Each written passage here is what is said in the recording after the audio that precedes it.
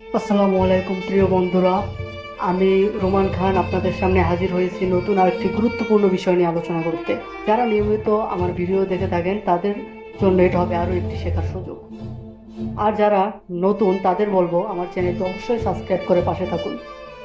তাহলে বন্ধুরা, চলুন দেরি না করে শুরু করি আজকের মূল আলোচনা।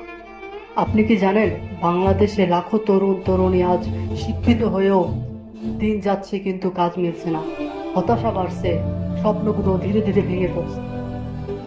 এই ভিডিওতে আমরা জানবো বেকারত্ব কি, কেন এই সমস্যা দিন দিন বেড়ে চলেছে, আর কিভাবে আমরা এর সমাধান পেতে পারি। চলুন শুরু করি। প্রথমে আমরা দেখব বেকারত্ব কি। বেকারত্ব মানে হলো একজন মানুষ কাজ করতে সক্ষম, কাজ করতে ইচ্ছুক কিন্তু কাজ পাচ্ছেন না। এটাই হচ্ছে বেকারত্ব। এটা শুধু একটি ব্যক্তির সমস্যা নয়, এটা পুরো সমাজের সমস্যা, দেশের সমস্যা। কেন এত বেকার? বেকারত্বের কারণ সমূহ কি? বেকারত্ব বাড়ার পেছনে অনেক কারণ রয়েছে। আমাদের শিক্ষা ব্যবস্থা এখনো চাকরির বাজারে চাহিদার সঙ্গে মিল নেই। আমরা শুধু সার্টিফিকেট নিচ্ছি, দক্ষতা করছি না। কারিগরি ও আইটি শিক্ষা এখনো সবার কাছে পৌঁছায়নি।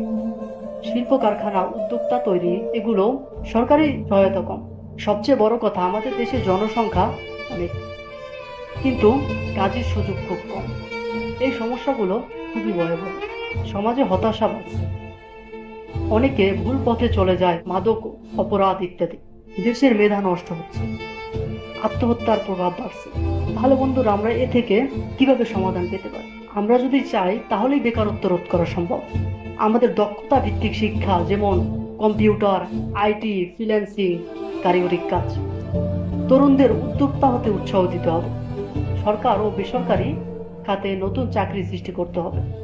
আমাদের নিজেকেই পরিবর্তন করতে হবে, শুধু চাকরি খোঁজে নয়, কাজ তৈরি করার মানুষ হতে হবে। নারীদের কর্মজীবী অংশগ্রহণ বাড়াতে হবে। বেকারত্ব মানে শুধু কাজ না পাওয়া না, এটা হচ্ছে একটি সম্ভাবনা অপচয়। তাই আসুন আমরা সবাই মিলে চেষ্টা করি, নিজের দক্ষতা বাড়াই, নতুন কিছু শিখি, আর দেশের ভবিষ্যৎ গড়ার অংশ হই। ধন্যবাদ। ভালো লাগলে লাইক দিয়ে পাশে থাকবেন, শেয়ার করুন। আরো এমন ভিডিও পেতে আমার চ্যানেলটি অবশ্যই সাবস্ক্রাইব করতে ভুলবেন না।